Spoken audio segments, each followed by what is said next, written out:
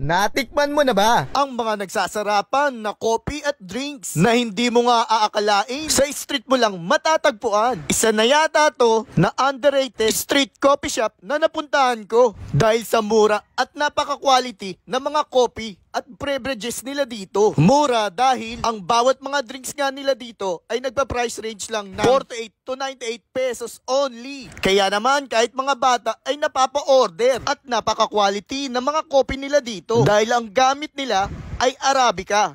I'm Ludi and I'm from Bailey's Brew. We started July 2023. And then, pero yung initial business namin, which is Bailey's Kitchen PH, started during the pandemic. Sa coffee, we have barista drink, our version of barista drink. Natin was from 48 up to 98 pesos only. And makaka-sure kayo na quality yung gamit nating coffee beans, which is Arabica. We have ongoing promo up until December 2024, which is the Bailey's Brew Fun Card. So, maka 12K na drinks, may free kayo na last size or 16 ounces.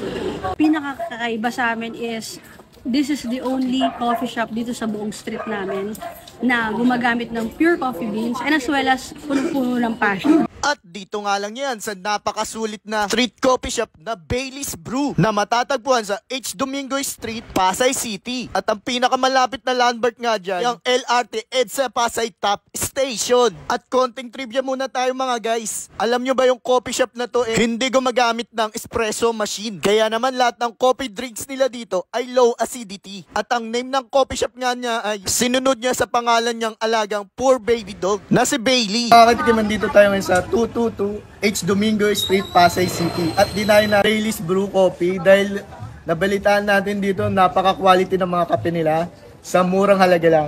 Meron nga sila dito ang taro-taro guys. Ayun, 48 pesos lang. So yun, tikman na natin . Grabe, sakto lang yung tamis, sabay may nata siya. Napaka-creamy. Meron din silang Ichigo Milk. Yan guys, pero ang pangalan niya Ichigo Milk. So, tikman na natin. Ganun din, napaka-milky sabay. Napaka-fruity din. Sulit na sulit sa 48. Guys, meron din silang Melona Garcia. Yan, tikman na natin. Mix muna natin kasi matamis daw pag di nami-mix. Para promise, sulit na sulit yung 48 nyo dito. So yun, kung matcha lover ka, meron din sila dito. Halagang 48 lang. Grabe. Mga drinks nila dito, sa murang halaga lang. So guys, meron silang bestseller nila itong Elio Horchata. Naman on top yan. So tikman na natin. Sakto lang yung mix ng cinnamon niya. Talagang magigising ka sa kick ng coffee beans nila. Yung coffee beans talaga nila yung napaka worth it dito Guys, meron din silang Spanish bonbon, 22 ounce na, halagang 88 pesos lang. So, tikman na natin Grabe talaga yung coffee beans nila dito. Parang pang mamahalin, pero affordable price lang, halagang 88, ganito So yun guys, yung 12 ounce nila dito, 48 lang, sabi itong 22 ounce.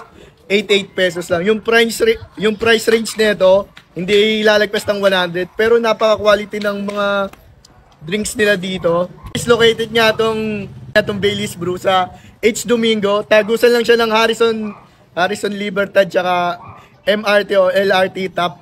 And guys, yung Bailey's Brew, open nga to mula Wednesday hanggang Monday, 6 PM hanggang 12 midnight. So yun lang, salamat.